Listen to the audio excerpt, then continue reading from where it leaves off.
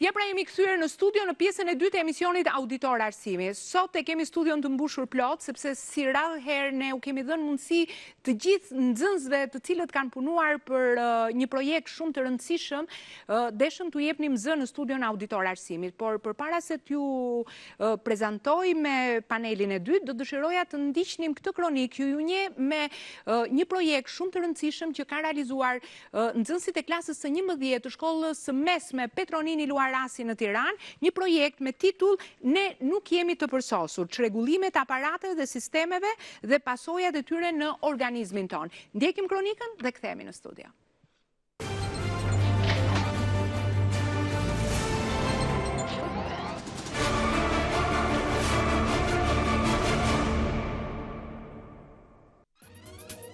Ajo që ka nevojitet sot është ndryshimi në mënyrën e të mësuarit, theksojnë profesorët e psikologjisë amerikane. Më tepër se tezë, kjo fjali është një lëvizje që po pushton botën dhe synon perfeksionimin në praktikën e shtrimit të pyetjeve tek nxënësit që të identifikojnë çështje të ndryshme dhe natyrisht të nisin të merren me kërkime dhe studime. Të kërkuarit dhe të mësuarit janë më tepër se një transferim informacioni.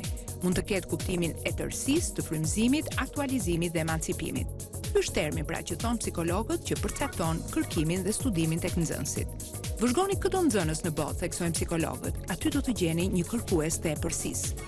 Ata e shprehin këtë impuls të qëndësishëm me kuriozitetin e papërmbajtur rreth vetes së tyre dhe botës në mënyrën se si ndjekin natyrshëm interesat dhe ritmet e tyre. Kërkojnë dhe rezistojnë në eksperimente, çmojnë ëndrat e tyre dhe i quajnë gabimet më tepër si informacione sesa si diçka të keqe. Nxënësit na kanë mësuar se të mësuarit në mënyrë kritike është të zbulosh se diçka është e mundshme. Këtë do të na tregojnë sot edhe nxënësit e gjimnazit Petronini Luarasi në Tiranë, të cilët në orën e biologjisë realizuan projektin me temë Ne nuk jemi të përsosur, çrregullimet e aparateve dhe sistemeve dhe pasojat e tyre në organizmin tonë. Synimi i këtij aktiviteti sipas mësuesës së biologjisë ishte që nxënësit të përmbushin disa objektiva të rëndësishme të mësuarit në përgjithësi dhe të lëndës së biologjisë në veçantë.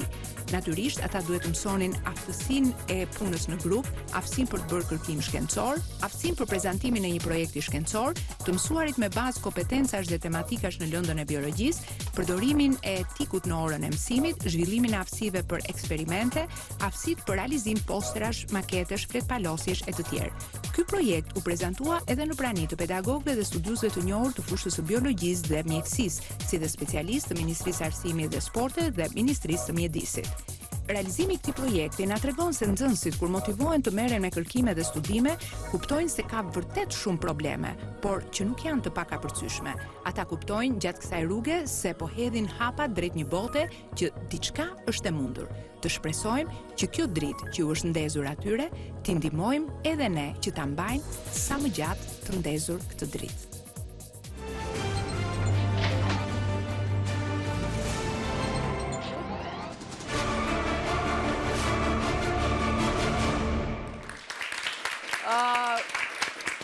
Ja pra jemi kthyer në studio si rrallë herë, ashtu sikur se thash, studia është e mbushur plot. Sa ne ishim të papërgatitur, sepse jemi mësuar me një numër vërtet të madh, po të caktuar të nxënësve që kemi në studio, po kësaj radhe menduam që vërtet t'u japim zë për një formë dhe metodë të re të punuarit në shkollat tona. Nuk është se është vetëm kjo shkollë që merret me projekte, por ne duam që nëpërmjet shkollës Petronini Luarasi dhe këtij projekti në lëndën e biologjisë, duam të tregojmë se çfarë bëhet në shkollat tona dhe çfarë peshe duhet kenë projektet dhe çfarë vlere u jep kërkimi shkencor që ata realisht bëjnë, ndoshta është fjalë e madhe për në shkollë mesme kërkim shkencor, por këta realisht në fushën e biologjisë kanë bërë një kërkim shkencor dhe çfarë dimensioni u jep pikërisht nxënësve, të cilët do të bëhen nesër studentët e së nesërmes dhe profesionistët e së nesërmes në Shqipëri edhe në Europë. Nisë së pari prezantimin me mësuesen e biologjisë të shkollës Petronini Luarasi, e cila ka qenë frymëzuesja, iniciatorja, por edhe udhëheqësja e këtij projekti, zonja Majlinda Mehmeti. Përshëndetje Kënaqësi që ju kam të ftuar në studio. Falenderoj. Ne jemi mësuar gjithmonë që në panelin kryesor natyrisht të kemi specialistë të fushës për diskutuar, po jo, specialistë janë vetë nxënësit. Ndaj nis me Linda Sheun, apo jo? Ti je nxënëse e klasës së 11. Unë di që jeni nga shumë të 11-ta të Petroninit, e cila 11? Jemi nga përësisht të 11-ta, të 11-ta i. E? I. Të 11-ta i. Do më thënë, sa të 11-ta ka shkolla juaj? 13. 13 të 11-ta. Vjoj me Admir Meta. Përshëndetje Admir. Ti je 11-ta? Në? Po, unë jam të klasa e fundit. Po, ti e ke grupin e klasës tënde? Po. Që ka ardhur këtu, po. Edhe në keni. Edhe ju e keni dhe kam dhe Klea Beqiraj. Klea, ti e 11-ta? 11-ta ime që peshën kryesore të këtij projekti e mbante dhe klasa jonë. Ti e ke këtu pjesën e klasës tënde dhe dua që kamera, megjithëse i kapi her pas here, ti fokusoj dhe një herë sepse i kam të gjitha të 11-tat, apo jo, i kam të pranishëm, keni ardhur me makete, të cilat ju i keni realizuar, pra të një pune vërtet për t'u admiruar, për t'u vlerësuar dhe për t'u duar trokitur. Dhe mua më erdhi mirë që pas kronikës, kur ne prezentuam prezantimin e projektit që ju bët para disa ditësh në shkollë, ju e pritët vërtet me vlerësim. Kthem pak tek ju, mësuese Majlinda. Më është dashur her pas here të jem në kontakt me nxënës, me mësues dhe kam bërë re që për biologjin e shkollës së mesme ka patur diskutime nga prindër, se është një tekst shumë i ngarkuar, ka terma mjekësor të cilat bëhen lëndë në universitet, pikërisht të universiteti mjekësor, dhe jo të gjithë e duan lëndën e biologjisë. Por unë shikoj që ju keni bërë një numër shumë të madh nxënësish të apasionuar pas biologjisë, si ja keni dalë? Atëherë, pikë së pari, për t'ju përgjigjur pyetjes suaj, unë doja të theksoja që në vitin e parë të gjimnazit, të gjithë nxënësit që shihni këtu kishin vështirësi të mëdha. Vështirësia më e madhe ishte sepse prurjet ardhja nga shkollat nëntëvjeçare, ndryshimi i programeve, do me thënë programet e gjimnazit janë më të thelluara, aq më tepër programi i biologjisë klasës së 10. Që ne këte kemi diskutuar edhe me institucionet përkatëse. Atëherë, për shkak të ngjeshjes së këtij programi, ne jemi munduar, vështirësi kemi pasur, madje në ato fillime ku nxënësit bënin një punë të papar, do me thënë i shifnin gjërat në mënyrë abstrakte, sepse biologjia dihet që është një shkencë e mirëfillt. Megjithatë, jemi munduar që të tentojmë të bëjmë diçka konkrete në orën e mësimit, me në qendër nxënësin dhe jo, do me thënë, orët tradicionale me në qendër mësuesin. Që thjesht shpjegim edhe ngri në drast të zezë dhe pyet. Unë personalisht si mësuese, por edhe stafi i mësuesve të gjimnazit Petronini Luarasi, kemi një përvojë në procesin e mësimdhënies, vetë të nxënit.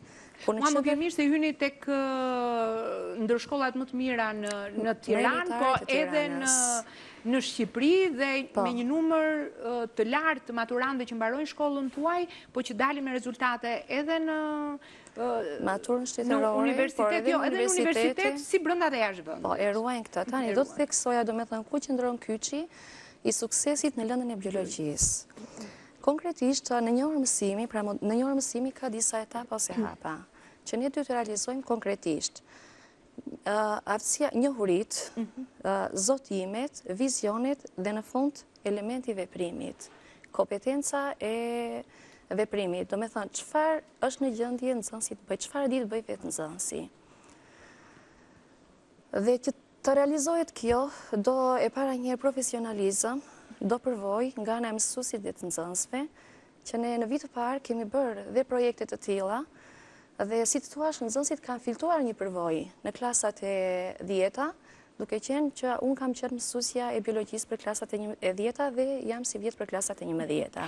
Ju vjoni të njëjtat klasave t'u jepni nga e 10-ta në të 11-ta, nuk ka pasur ndrim Vjet, do me thënë unë janë klasa që ju jap edhe si vjet, i kam pasur edhe vjet. Po, t'ju bëj një pyetje, ju keni laborator në shkollë dhe a keni funksional laboratorin, sepse janë dy çështje që besoj se janë të rëndësishme për ta bërë të dashur dhe të kuptueshme lëndën e biologjisë. Ne laborator në shkollë kemi dhe kemi funksional. Laboratori i biokimisë ka qenë funksional dhe vazhdon të jetë. Madje kjo e tregon edhe eksperimenti që kanë bërë nxënësin me automatizimin e zemrës tek bretkosa, te sistemi qarkullimit të gjakut. Por dua të theksoj diçka tjetër, që edhe departamenti i fizikës që ka pas të vështirë për laborator, si vjet në drejtimin e drejtoresës së shkollës son, zonja Teota Braçaj, dhe mësuesve të mirëfill të fizikës, zonja Tatjana Bici, Drita Beqo, ka ngritur një laborator fizike, që ky na mungonte, por që kemi edhe këtë laborator. Kështu që laboratorët janë funksional. Unë dëshiroj pak të kaloj pak tek nxënësit. Juve ju është dukur në vit parë, e vështirë lënda e biologjisë është një pyetje që a bëj të treve. Unë për shembull kur kam pasur fëmijët e mi në vit të parë dhe kur merja në dorë tekstin e biologjisë, nuk di sa i kam sharë hartusit e teksteve, mësuesit nuk kisha si t'i shaja, por e shihja shumë të vështirë, sepse vitet e fundit teksti biologjisë i është shtuar, si thua, disa koncepte të tjera, që përveç njohjes së trupit e këto edhe koncepte që lidhen me sëmundje të ndryshme, për shembull sëmundje të kockave, sëmundje të gjakut, që më zhdukur shumë e vështirë, mendoja se këto bëhen vetëm në universitet. Atëherë, duke qenë se viti parë ishte një vit krejt i ri për ne, dhe normalisht kishte ndryshime, jo vetëm biologjia, po çdo lëndë është dukur e vështirë. Por biologjia me që është pjesë të shkencat, dhe ashtu si çdo shkencë ka ndërlikimet e veta, normalisht që ne kemi pasur pak vështirësi, po e gjithë çelësi qëndron te mënyra se si ta bën mësuesi lëndën dhe se si ne interpretojmë atë. Në një moment që ne nuk qëndrojmë vetëm duke lexuar librin dhe duke interpretuar atë në mënyrë të përmendësh, mund të themi, por duke u marrë dhe me projekte, me kompjuter, pa kompjuter, me makete, normalisht ato do të bëhet çik më argëtueshme. Ka vështirësitë e veta për sa i përket nga ana matematikore, si gjenetik ose mejoz, mitoz, që janë terma që duhet përdorë dhe matematika brenda, por në qoftë se i futesh thellë si lëndë, më vërtet të hyjnë në qef, dhe normalisht unë kam menduar, Klea, që për të mësuar lëndën e biologjisë në vit parë duhet kishe edhe njohjet latinishte, se në mos gaboj në vitin e parë bëhet për ndërtimi i trupit njeriut apo jo, në mos gaboj? Në klasën e 11. Bëhet në klasën e 11, por në klasën e 11 kur bëhet ndërtimi i trupit të njeriut, hyn dhe gjithë llojet e smundjeve, po termat e smundjeve të ndryshme janë në latinisht ashtu sikur se bëhet në mjeksi. Ka qenë vështirë dhe kanë qenë për shkak shumë smundje, për shkak që prekin kockat. Nuk mendoj se nevojitet patjetër njohje të termave latinisht, pasi këto mund të mësohen dhe me kalimin e kohës. Thjesht nevojitet pak përkushtim dhe vëmendje dhe arrihet. Ti e do lëndën e biologjisë? Po, pasi mendoj të vazhdoj mjeksi dhe nuk është një nga lëndët që e kam gjendur, mund të them, shumë të vështirë, pasi jam përkushtuar sepse nevojitet për fushën të cilën unë mendoj të vazhdoj në të ardhmen. Po, në fakt, desha të pyesja pak Admirin. Në çdo temë që ju bëni në lëndën e biologjisë, është funksional laboratori, apo jo në çdo temë ju duhet të punoni në laborator dhe në tema caktuara ju duhet të kërkoni kryesisht në internet për sa i takon gjërave që lidhen me biologjinë? Po, ne kemi arritur t'i bëjmë të dyja, të kombinuara. Do me thënë, edhe laboratori është funksional për çdo temë që neve duam, por edhe interneti na ndihmon shumë, sepse hulumtimi është një pjesë shumë e rëndësishme, besoj unë, e mësimit. Edhe unë personalisht, do me thënë, duke punuar te ky projekt, jemi koordinuar, kemi hulumtuar goxha, edhe në përmësime çdo ditë hulumtojmë dhe jemi, do me thënë, shumë të përgatitur. Po, unë shoh këtu që ju keni realizuar dhe disa makete, apo jo, që lidhen, në mos gaboj kjo, ka të bëj me sëmundjet e sistemit të qarkullimit të gjakut. Po, përpara do i bëj një pyetje mësueses, tema e projektit u përcaktua nga ju, apo ishte iniciative vetë nxënësve për të marrë këtë temë projekti? Temat e projektit nuk i përcakton mësuesit, temat e projektit mësuesi cakton 4 tema, ose si të thuash ngre, do me thënë 4 hipoteza, të cilat këto trajtohen në orën e parë të projektit. Konkretisht në lëndën e biologjisë, me 2 orë në javë i bie që të jenë gjithsejt në gjithë vitin 4 orë projekt. Orën e parë diskutohen, hidhen diskutim 4 tema projekti dhe një ndër këto të 4 zgjedhin vetë nxënësit. Do të thënë gjithçka i zgjedh nxënësi. Ju mblodhët si e vendosët, po pyes një herë këtu, pastaj do t'ua jap pak a shumë të gjithëve fjalën sot që ju kam në studio. Si rat dakord që të merrni një temë, po thuaj se të gjitha klasat me titull ne nuk jemi të përsosur çrregullimet aparateve dhe sistemeve dhe pasojat e tyre në organizmin tonë. Mund të ma thot dikush qoftë edhe nga ju si rat në konsensus për të bërë temë, sepse ndoshta po. Më fal, si mund t'i parandalojmë ato? Po, si mundet? Do me thënë, tema e projektit është, ne nuk jemi të përsosur, çrregullimet e aparateve dhe sistemeve në organizmin tonë, si mund t'i parandalojmë ato? Si mund t'i parandalojmë ato? Kjo më vjen... ka një vlerë edhe më të madhe, sepse lufta më e madhe sot që bëhet edhe në botë për edukimin qoftë të brezave të rinj, por edhe të komuniteteve në përgjithësi është pikërisht edukimi për të pasur një kulturë parandaluese të smundjeve. Ndërsa unë do të theksoja që kjo është risia në arsim të mësuarit me kompetenca në lëndën e biologjisë, që konkretisht ka të bëjë me veprimtari praktike në lidhur me këtë. Domethënë si të mundemi ne që t'i parandalojmë, t'i menjanojmë, nëse është e mundur. Ju ndatë në grupe, apo jo? Dikush mori sistemin e qarkullimit të gjakut, ju të trejshit të një grupi? Po. Atëre, ndalemi pak tek pjesa që ju morët përsipër, si punuat, si u lumtuat, çfarë realizuat? Atëre, si fillim në temën e projektit e zgjodhëm pasi dhe shkolla në shëndër komunitare. Dhe kjo temë nuk na vjen ndim vetëm ne, por gjithashtu dhe komunitetit, si t'i parandalojmë ato. Më ndohem të më thënë përdesa se cilin kanë zënë si zgjedh grupin dhe me shumicën, ne zgjodhem një grup që të binin të gjithë në konsensus në mënyrë që të mos përsërit e njëjta temë. Dhe zgjodhem aparatin e frymëkombimit. Atëherë, normalisht që gjithë projekti synon që ne të hulumtojmë në internet, gjithashtu të shpalosim aftësitë tona në ndërtimin e maketeve, pikturave, projekteve që kemi bërë, dhe gjithashtu në përdorimin e anës informatike ose vënia në zbatim e aftësive të TIK-ut. Po. Cilët janë ata që kanë punuar për këtë maketin? Ata të sistemit, grupi sistemit të qarkullimit gjakut, që ndodhen këtu. Po, atëherë ata që kanë punuar me këtë maketin që kam këtu, mund të marrin pak mikrofonin? Edhe të më thoni si e keni realizuar dhe çfarë nënkupton kjo pjesë e maketit që ne kemi këtu në studio. Po, atëherë fillimisht neve u ndam në një grup me prej 5 vetash dhe kemi punuar të 5, domethënë për ndërtimin e maketit. A i ke këtu ata të 5 që të thuash emrat, sepse ne dëshirojmë që t'i vlerësojmë, sepse ju keni bërë një punë të jashtëzakonshme që kështu në qoftë se nuk do arrini do të flisni të gjithë se jeni shumë në minutat i kemi të kufizuar, apo do dëshiroja që secili që të marri fjalën të përshëndesit dhe të përmendi emrat e të kolegëve që kanë punuar. Atëherë është Keiko Qiu. Po, që është po atje. Mund të ngrijeni pak që t'ju shofi se s'ju kap dot kamera, t'ju shofin dhe prindrit se keni bërë një punë të shkëlqyer, t'ju shofin edhe kolegët, po. Është Dario. Po, Dario nuk na ka ardhur këtu, zgjedhëm s'kishim dot karige Dario, po do të marrim kur të vëmë kronikën do të sjellim këtu. Po. Gjithashtu janë dhe 2 nxënës të tjerë të cilët nuk mund të ishin prezent, Kristof Golemi dhe Ira Omeri. Po. Atëherë, do thoja që në përgjithësi, njerëzit mendojnë se puna në grup funksionon, për shembull jemi 5 veta dhe 3 për tyre punojnë, 2 të tjerë përfitojnë, por realisht nuk është kështu, pasi neve mblidhemi të gjithë në një vend të saktuar dhe disa marrin informacione, disa marrin materialet dhe të gjithë punojnë për të ndërtuar një punë aq të madhe dhe të bukur, siç është maketi. Do të shtoja gjithashtu që edhe vjet neve kemi bërë një maket po aq të madh, por puna nuk është vlerësuar përveç se notës dhe mirënjohjes së zyshës. Dhe këtë vit hodhëm një hap më të madh, si thua, pasi zëri jon u dëgjua përtej klasës, përtej mureve të shkollës, përderisa erdhëm deri këtu dhe falenderojmë shumë zysh Madindën. Unë ratë të parë dëshiroj që në emër atyre që na ndjekin, t'ju falenderoj juve për një punë të jashtëzakonshme që keni bërë, të përkushtimit, të thellimit dhe për të sjellë atë model të ri që i duhet sot shkollës shqiptare për të pasur standarde europiane.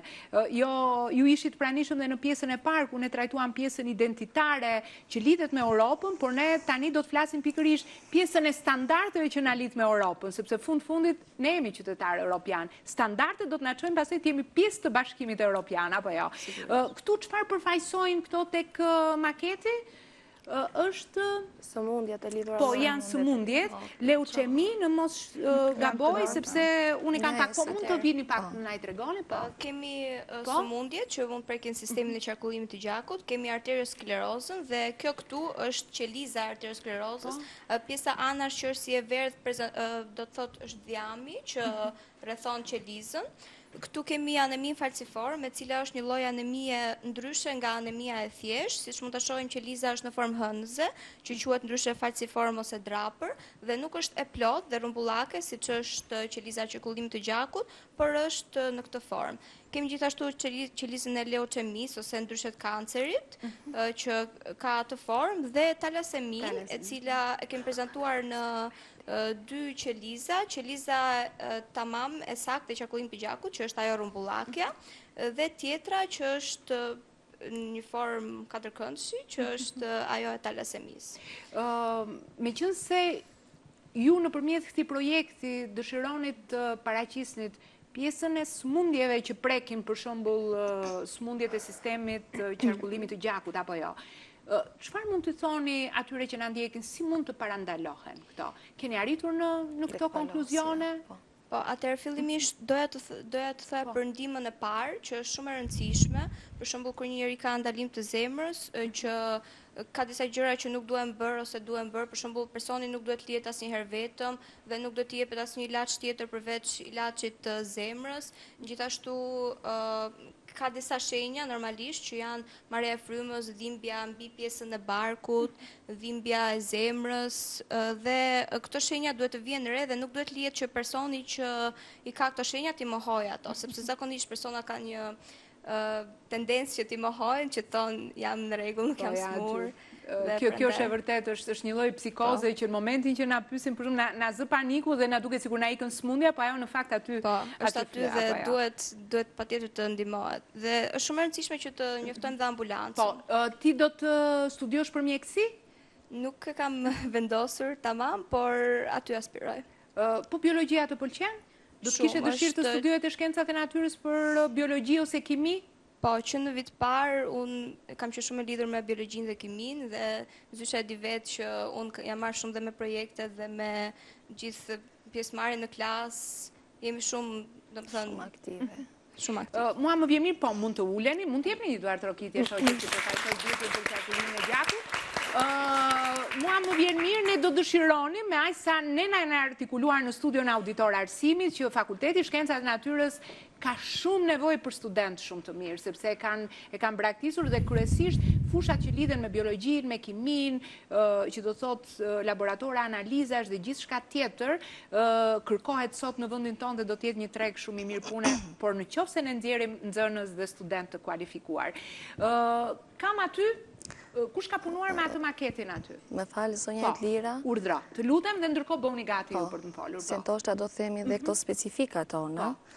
E para njerë me sistemin e qarkullimit të gjakut kemi të tjera risi, ku një grup nxënësish kanë bërë një eksperiment lidhur me automatizimin e zemrës e Bret Kosa, nuk e di nëse do shfaqet në... Ne pam, nuk e di, ne i ndjekim her pas here, janë disa prej video dhe punimeve që ju keni marrë, ne pam sepse ishte te kronika kryesore, pikërisht pjesa ku ju kishit punuar në laborator tek eksperimente. Dhe mund të flasi nxënësja Gjoja Leo.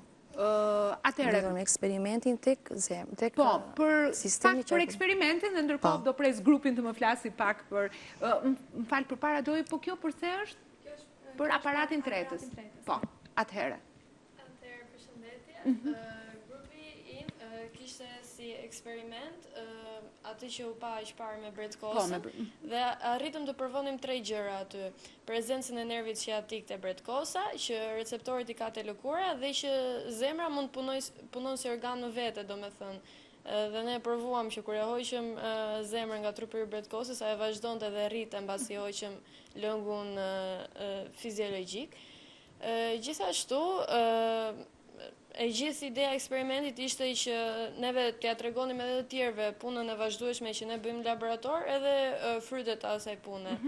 Punuat me seriozitet? Se kur mendoj për shkak që do të punoj një grup më i madh, jo disa nuk e durojnë dot, disa përpiqen që të bëjnë humor se Janë pak si gjëra të reja që bëhen në laborator të eksperimentosh, të operosh një bret kocë, apo jo? Punën e morëm vërtet seriozisht.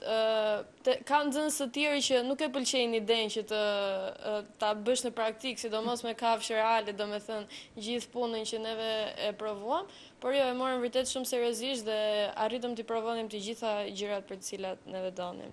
Po, mua më vjen mirë, kalojmë pak tek grupi që t'u japim pak a shumë të gjitha grupeve të përfaqësohen. Përshëndetje, unë jam Ajlinda Pinari, grupi im konsiston në 5 persona, që janë Ani Sheshi, Etleva Minga dhe Ani Ina Korsita dhe gjithashtu Gjaça Usholla, e cila nuk ndodhet këtu sot. Aparati, ne kishim, si grup kishim për të bërë, kishim tema aparatin tretës, puna jonë u bë një punë tepër serioze, e cila konsiston në një video, ku tregoj se si kalon ushqimi nga goja deri tek brima anale. Gjithashtu bëm disa eksperimente, kemi punën hulumtuese, e cila secila nga ne mori një sëmundje për të shpjeguar dhe mënyra se si mund ta parandalojmë atë, dhe gjithashtu tani jemi duke parë, për shumë, unë dua tani nga regjia këto planet që janë këtu, është pikërisht momenti që ju keni punuar në laborator, apo jo? Po. Eksperimenti që keni bërë me bret kocën, po.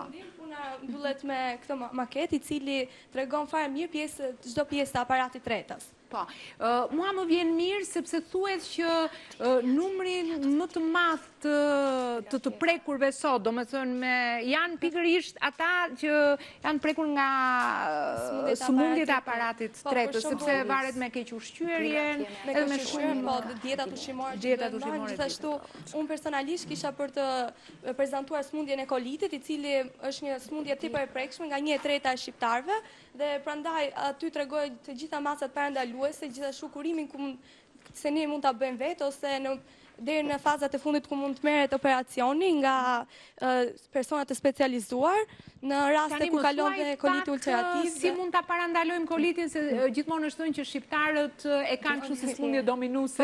Nga vetë ushqimi në mënyra tradicionale jona që ushqemi është pak provokuese. Kemi pas gjithmonë kështu gatime me të skuqura, me të djegura, ndërkohë domethënë tek një individ që shfaqet kjo sëmundje duhet kategorikisht që të ndalohen ushqimet e skuqura, duhen ushqimet e zjera, duhet të pirë sa më shumë e ujit, nuk duhet të përdoret shumë kripa, kafeja, pijet alkolike, gjithashtu duhen ushqimet e zjera, perimet në mas duhet në përdorim, dhe gjithashtu ujit duhet, gjithashtu këshillohet dhe pirja e ujit në mëngjes. Mua më vjen mirë, janë dhe posterat. Mua më vjen mirë, po, këto janë disa prej posterave që ju keni realizuar. A mundet një prej ta ndihmoj shoqen? Po, një Oleg. Kjo ka të bëjë me sëmundjen e ulçërës, po. Duhet i kalojmë pak shpejt refluksi gastroezofageal, po. Po, kjo ka të bëjë me kolitin, pra ju keni realizuar, veti keni realizuar të gjithë të posterat? Kush ju ka ndihmuar për printim, se këto janë të kushtueshme? Për printim, secila nga ne ka kontribuar. Po, mua më vjen mirë sepse ju vërtet keni bërë një punë vërtet punë të lavdërueshme, dhe më vjen mirë që ju përmendët disa nga ushqimet që duhen konsumuar dhe çfarë nuk duhet konsumuar, se thuhet që në brezin tuaj pëlqejnë shumë patatinat, bekrosat, fast foodet e këto, dhe që mos të kemi më shqiptar në masë që vuajnë nga koliti dhe që të preken nga këto lloj sëmundjesh që tani janë bërë vërtet shumë shqetësuese edhe në botë, duhet parandaluar. Ne do të kalojmë pak, kemi zgjedhur një kronik, ju falenderoj që t'u jap fjalën. A ka një grup që ka punuar me sistemin nervor, me trurin, apo nuk e keni pasur? Kam një grup këtu? Për sistemin nervor, po. Atëherë, përpara se të më flisni, ne do të shikojmë kronikën, është një video që ju e keni përzgjedhur, pikërisht me funksionimin e trurit dhe problematikat që lidhen me të. Do të ndjekim materialin dhe do të kthehemi në studio për të folur me pjesë të ndryshme që nxënësit e shkollës Petronin Luar Rasi kanë realizuar me këtë projekt shumë të rëndësishëm në fushën e biologjisë dhe të mjekësisë. Ndjekim materialin, kthehemi në studio.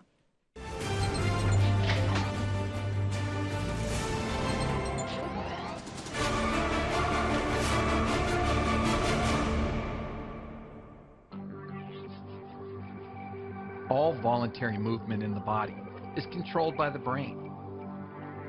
Nerve cells in the brain, called upper motor neurons, initiate movement through the release of chemical signals called neurotransmitters. The signal is passed from the upper motor neurons to the lower motor neurons of the spine. Nerve fibers extending from the spine, called axons, extend into the muscles. The point where the axons and muscle fibers connect is called the neuromuscular junction. When the signal reaches the neuromuscular junction, it causes the muscle to contract, resulting in voluntary muscle movement. Amyotrophic lateral sclerosis, ALS, often called Lou Gehrig's disease, is a degenerative disease of both the upper and lower motor neurons. As more and more motor neurons become affected, they are unable to send signals for movement to the muscles. Loss of voluntary muscle movement and coordination develop. Over time, muscle weakness and spasticity develop. Patients are unable to perform routine activities, such as walking and getting out of a chair. Eventually, paralysis develops, interfering with the ability to swallow, talk, and breathe. Unfortunately, there is no cure for ALS. Death from amyotrophic lateral sclerosis usually occurs within 3 to 5 years from diagnosis.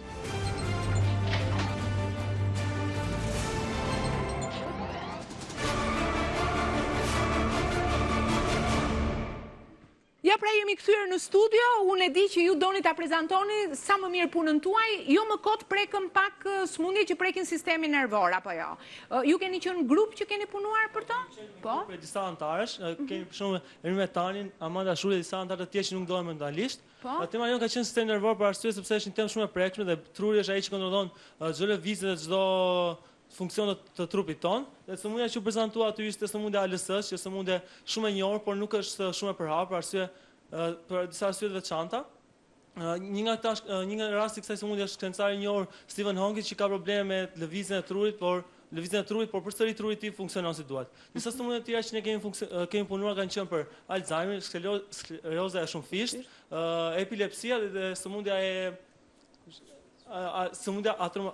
amitrofike laterale. Po, mua më vjen mirë, kam lexuar diku të një profesorit mjekësisë dhe më pas u mor me psikologji, i cili kaloi në gjendje kome dhe pastaj rrëfeu se çfarë i kishte ndodhur gjithçka në gjendje kome dhe ai shkruan, çdo ilaç dhe çdo medikament që ne marrim nuk është se ndikon në organizmin e njeriut për ta shëruar, po thjesht e mban në gjendje qetësie. Ajo që ndihmon organizmin të reagojë dhe të shërohet është pikërisht sistemi nervor në mënyrën se si ne reagojmë. Dhe prandaj mendoj se ju keni bërë një punë shumë të mirë për sa i takon njohjes së sistemit nervor. Atëherë, kalojmë te grupet e tjera që t'u japim mundësi të gjithë grupeve që keni punuar. Atëherë, po ky është grupi jonë, kemi punuar me skeletin, kemi qenë 4 vet. Me gazeta janë ato? Po, kemi me që tamam ADN-ja jonë që ne ham gazeta çdo ditë, më vjen shumë mirë. Me gjëra të përditshme, me gazeta, pipsa, edhe karton.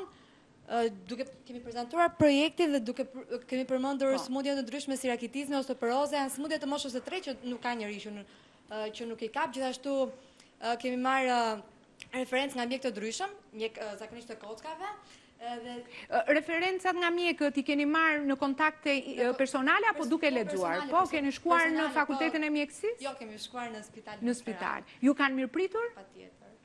Gjithashtu kemi marrë, në momentin që prezantonin projektin, ne dim edhe si mund të unë personalisht kam mësuar edhe si mund të shikoj një grafi. Kam marrë 2 grafi të ndryshme, ku kemi grafinë e kërcirit tek këmba, tek dora, gjatë një aksidenti, dhe gjithashtu mënyra se si duhet i mjekojmë ne këto sëmundje dhe pasojat që ato sillen tek ne. E keni parë pak se çfarë ndodh shtyllës kurrizore tek fëmijët të cilët mbajnë ato çantat e rënda, unë di që edhe ju i keni të rënda, po gjatë gjimnazit i leconi pak vetvetiu, apo jo? Edhe më vjen mirë që i leconi, se duhet të ruani... Jo vetëm nga çantat, po nga koha që ne rrim në internet, nga mënyra e qëndrimit, kështu që... Më vjen mirë, përpara se të jap grupit tjetër të kaloj pak tek Admiri, mësuesja më tha që ju keni parë edhe veten, si thua, për disa lloj simptomash apo jo? Po, do të para se të kalojmë tek Admiri, Do me thënë, nxënësit janë munduar për të bërë diçka konkrete, atë që ndjenjë dhe atë që e vuajnë në trupin e tyre. Dhe nuk kemi vetëm Admirin, Admiri do t'i bëjë vetë gjithçka. Kemi dhe nxënësen si Didragusha, që për momentin nuk ndodhet për arsye shëndetësore, që ka bërë punë kërkimore për urtikalin, që ka pas, që do me thënë në femiri dhe vazhdon të ketë, dhe ka bërë tamam një kërkim shkencor, punë kërkimore. Kemi Admirin, kemi dhe një rast tjetër, është Casey, nuk e dinë se ndodhet apo jo, do me thënë janë 3 nxënës që ka studiuar çrregullimet në organizmin e tyre. Atëre, Admir, si e more në analizë trupin tënd? Thuhet që një pjesë e mjekëve, po kryesisht psikiatrit ose psikanalistët kanë marrë në studim veten e tyre për të parë, po mua më vjen mirë që ka nisur që tek ju. Unë e bëra këtë sepse unë para 5 vjetësh u diagnostikova me sëmundjen e diabetit. Në fakt që kur u diagnostikova me këtë sëmundje, mua më dha doktori një këshill, tha, është simptom, nuk është sëmundje, tha. Mund të kthehet nga të dy anët, mund të jetë si e keqe ashtu edhe e mirë. Tek unë më tepër dominoi ana e mirë sepse më ktheu në jetë të shëndetshme. Atëherë ku unë do me thënë haja shumë, nuk lëvizja fare, sot jam shumë ndryshe. Sot dalë për stërvitje, do me thënë jam shumë më aktiv dhe kjo sëmundje më ndihmoi në një farë forme. Është një sëmundje e cila kërkon shumë kontroll. Pra, krahas matjeve të shpeshta, kërkon kontroll nëpërmjet insulinës, nëpërmjet stërvitjes, nëpërmjet ushqimit. Është një sëmundje, domethënë, e cila nuk kërkon asnjë gjë tjetër veç një rutinë të saktë, të caktuar. Pas kalimit të 5 vjetëve, ajo rutina bëhet domethënë nga një test vetvetiu, po? Nga një test bëhet forme menduari dhe të jetë. Dua të bëj një pyetje, nuk u demoralizohen në fillim, na ndodh që kur lexojmë në mjekësi për simptoma sëmundjesh duke sikur jemi gjithë prekur nga ato simptoma dhe na zë të merrin fillim. Jo të mendosh për shkakun që je diagnostikuar qoftë edhe me për shkakun me diabet dhe si është ai reagimi i parë që të mundesh të kalosh nga momenti emocional jo i mirë që të krijosh këtë lloj sjellje pozitive për ta marrë veten në dorë. Sa është ndërgjegjësuar. Tek momenti i parë emocional sigurisht ishte frikë, ishte mërzitje, shqetësim, trishtim. Do të thënë ishin gjitha emocionet negative që mblidheshin bashkë. Por mbasi kalon një farë kohë ti mësohesh me këtë sëmundje. E kupton që ajo është mënyra jote e të jetuarit dhe më pas nuk e ke më problem, fillon të bashkëjetosh me sëmundjen. Është sikur domethënë të kesh një të bësh një mik të ri. Po, të bën një mik të ri dhe si thua ti tregon këtij miku të ri pjesën tënde më të mirë, apo jo. Falenderoj, kalojmë pak tek grupi tjetër. Ju mundet të uleni? Nuk e di nëse kolegu donte të shtonte diçka apo jo, po mund të uleni, mikrofonin e ka, kalojmë pak tek aparati. Grupi jon ka të bëjë hape pak mirë që ta shikojmë. Për qenë sa më afër projektit dhe afër temave. Po nuk e di a e kap kamera si duhet, mos duhet të vendoseni pak më mirë, po? Për qenë sa më afër projektit dhe temave që ne trajtojmë, jemi munduar të kapim fakte reale, në dorë kam edhe krahasim midis dy analizave të dy personave të ndryshëm, dhe gjithashtu makete me anë të mjeteve rrethanore si oriz, makarona dhe pambuk. Cilat janë kryesisht sëmundjet që prekin këtë lloj aparati? Atëherë është kanceri i fshikësisë së urinës, jangurët në veshka, nefriti, uretriti e të tjerë. Çfarë duhet të bëjmë që t'i parandalojmë këto? Atëherë kanceri i fshikësisë parandalohet si çdo lloj kanceri tjetër me anë të fizioterapisë dhe kimioterapisë, uretriti edhe luftohet. Po parandalimi, domethënë si të bëjmë që të kemi veshka të shëndetshme, si thonë, është organi që bën filtrimin e...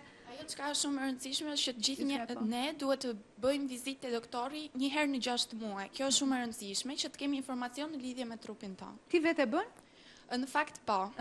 Më vjen mirë. Cili ishte grupi që punoi me ty? Atëherë ishin Dea Karaguni, Endri Shkurtaj, Felix Onuzi dhe Casey Xhebrahimi që mori pjesë edhe në sëmundjen që u përmend pak më parë. Po, mund kalojmë pak mikrofonin te grupi tjetër, nuk e di është grupi i fundit në mos gaboj, apo jo? Që të bëjmë, po.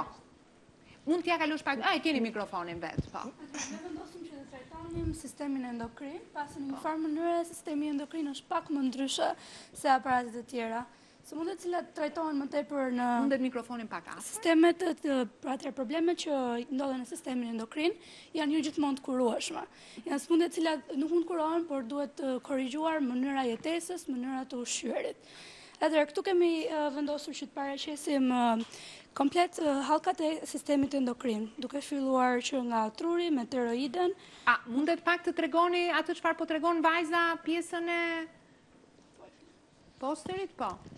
Atëherë, ne jemi munduar të paraqesim të gjithë hormonet e trupit të njeriut. Të dalim më këtej, s'ka problem, po afroni pak më këtej, se edhe ne kemi kushtet tona, sikurse juve ju desh që të punoni të prezantoni këtë punë, po. Atëherë, ne jemi munduar të paraqesim të gjithë hormonet e trupit të njeriut, duke filluar nga hipofiza, paratiroidja, tiroidja, timusi, mbiveshkore, pankrasi dhe aparatet e riprodhimit të njeriut. Dim që ne I lëm pak pas dore këto probleme që na lidhen me hormone dhe kur kemi kështu çrregullime themi do të ketë një problem hormonal se nuk ka mundësi që të ketë lloj sjellje. Çfarë I shkakton tek njeriu këtë prishje në raportit hormonal, si thua që na krijon shqetësim? Prishja hormonale mund të jetë në disa raste gjenetike, por në raste të tjera mund shkaktohet edhe nga mënyra jetese, siç është për shembull në rastin edhe të diabetit. Stresi I lartë për shembull ndikon tek faktor të përgjithshëm. Janë faktor. Dhe krahas domethënë mënyrës së të ushqyerit, siç mund të jenë faktorë ndryshëm, stresi pra faktor psikologjik dhe gjithçka që neve na rrethon. Tani nga të gjitha llojet e smundjeve që u pan këtu, cila nga simptomat e këtyre smundjeve janë më të fshehura? Nuk e di pse kam lidhjen që simptomat që lidhen me prishjen e ekuilibrit hormonal janë pak më të fshehura. Mjeku shkon pak më me edhe ne vete diagnostikojmë veten problematikën çik më me vonesë. Janë pikërisht këto, çrregullimet hormonale. Ajo që është diagnostikueshme pastaj më kollaj, besoj që është dhe smundja e diabetit, ose siç ishte për shembull në një rast, zmadhimi I gjendrës së tiroides që ka një efekt të ndryshëm, të dukshëm. Edhe sindroma e sëmundjes së rritjes. Po, unë ju falenderoj për këtë prezantim, meqense po shkojmë drejt fundit, dua të di cila nga ju do të më thotë ose cili prej jush, çfarë përfituat nga ky projekt? Çfarë ju mësoi puna në këtë projekt? Mundet të lutem? Mundet kaloni pak mikrofonin aty, sepse kolegen e keni, edhe mund të uleni. Studia është si një klasë për juve. Sot ne kemi kthyer në klasën e orës së biologjisë. Por me pak emocione. Urdhro? Me pak emocione. Është normal, sepse çdo prezantim ju dhe kur dilni përpara njëri tjetrit dhe kanë emocion jo përpara. Në orë të mësimit s'kan fare emocione. Ne bëjmë atë zbritjen e emocione që japin kamerat, atëherë. Fakt, të mësosh biologjin, paktën për veten time, mund të flas është një ndër gjërat më të vlefshme që mund të ketë ndodhur, sepse në këtë mënyrë ne mësojmë dhe trupin ton.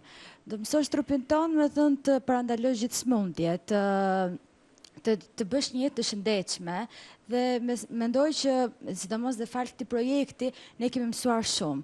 Kemi mësuar shumë të cilat do na vlej, jo vetëm për sot, por dhe gjatë gjithë jetës. Ne do të jemi, domethënë, unë për veten time shikoj të ardhmen. Ne mund të kemi një familje, domethënë, dhe ne I paraprihemi këtyre lloj smundjeve, dhe gjithashtu ne edhe këto lloj smundje dhe I ndajmë me miqton, me familjet, me persona që ne njohim, që ti parandalojnë. Domethënë, është shumë e vlefshme për ne që ti mësojmë këto lloj smundjesh dhe në një të ardhmen, me thënë, ti jemi të sigurt. Po, nuk e di, thjesht puna kërkimore ju krijoi më tepër siguri se sa një formë e thjeshtë të mësuarit të një lënde, apo kompensojnë njëri tjetrin? Si e mendoni? Edhe ju, po ndoshta edhe dikush tjetër nëse dëshiron, po mundet ta vazhdoni dhe mund t'ja kalosh mikrofonin. Për mua patjetër që është një siguri, sepse ne edhe, domethënë, mësojmë jashtëmasë shumë. Mësojmë, domethënë, dhe është një tjetër lloj ndjenje ose emocioni që ne të shikojmë dhe gjithë këto lloj projekte ose gjëra të ndryshme. Po, mundet pak mikrofonin, po. Personalisht mendoj është gjithmonë mirë kur del atyre jashtë kornizës së librit. Është më mirë kur krahas atyre që ti mëson në klasë, ta çosh në një nivel tjetër, në një hap më tej, ku ti bën edhe kërkime në internet, bën lexime nëpër libra shkencor dhe I vë edhe në praktik ato që ke bërë nëpër maketa apo projekte që ne I punojmë në kompjuter. Po, mundet kalosh pak mikrofonin.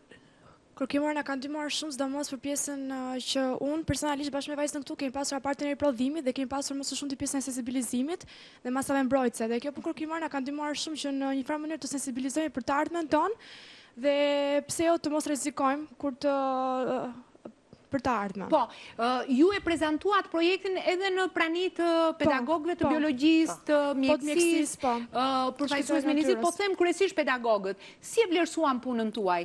Kishit pasaksira për shembull, kishit shkuar në ndonjë drejtim të gabuar apo ishte çdo gjë saktë në prezantimin? Ishte çdo gjë saktë, sepse referencat tona ishin marrë nga ISHP-ja, Instituti i Shëndetit Publik, dhe ne kemi marrë statistika të ndryshme jo vetëm për SIDën dhe HIV-in, kemi marrë për kancerin e mitrës, kancerin e prostatës, dhe aty ishte marrë çdo gjë saktë dhe ishte për ta një kërkim shkencor shumë i mirë. Po, ka dikush tjetër për të folur? Do të shtoj dikush tjetër diçka? Unë dëshiroj të them përpara se t'ja jap fjalën mësueses, por nuk dua të las kënd pa folur, po, të lutem.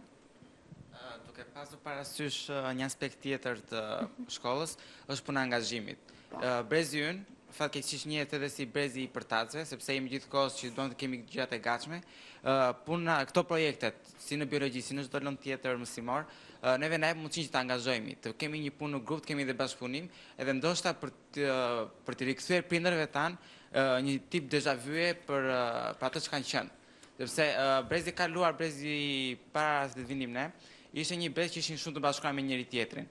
Edhe kjo ka mungon shumë, sepse jemi gjithë secili në Facebook ose në faqet tjera sociale, dhe që janë më shumë online, nuk janë live. Dhe kjo na jep më shumë mundësi që të njehemi më shumë me njëri tjetrin dhe të njihemi me veten tonë, se çfarë mund t'i japim dhe çfarë mund t'u tregojmë njerëzve të tjerë. Unë të falenderoj vërtet për këtë mesazh që ju si grup, pavarësisht se mori zërin tuaj, ju si grup kërkoni t'ja përcjellni të gjithë bashkëmoshatarëve tuaj, sepse nga ky sensibilizim ne u nisëm që ta bënim pjesë të emisionit Auditor Arsimi, këtë përvojë shumë të mirë për t'u dhënë të tjerëve. Unë dua t'ju them diçka që duke punuar për projektin tuaj, u ndesha me disa shënime të një prej profesorëve të kimisë dhe biologjisë shumë i njohur në Itali. Ai ishte mësuar gjithmonë që të dilte orën e mësimit, të shpjegonte formula nxënësve të tij dhe një ditë doli përpara klasës dhe tha, do t'ju shpjegoj tani një formulë të cilën nuk duhet ta harroj asnjëri.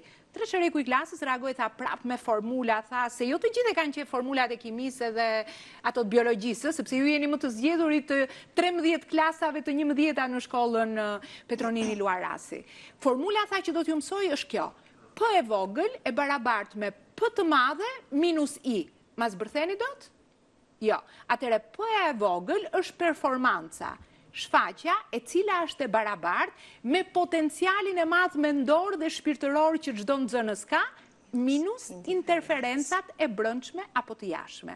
Pikërisht ato që ju keni mësuar nëpërmjet këtij projekti, se çfarë do t'ju pengonin juve, këto lloj interferencash, t'ju pengonin në sistemin tuaj mendor, sjellje, gjëra, sëmundjet nëse nuk i parandaloni këto shqetësime, edhe sjellje, qoftë të brendshme që ju keni mësuar dhe të jashtme nëse të tjerët ju ngacmojnë, që ju të keni një performancë maksimale që të jetë e barabartë me të gjithë potencialin e brendshëm që ju keni. Besoj se këtë ka treguar edhe projekti që duke lidhur me këtë formulë shumë e përdorshme sot, është që ndonjëherë disa nxënës orën e mësimit nuk janë shumë pasiv.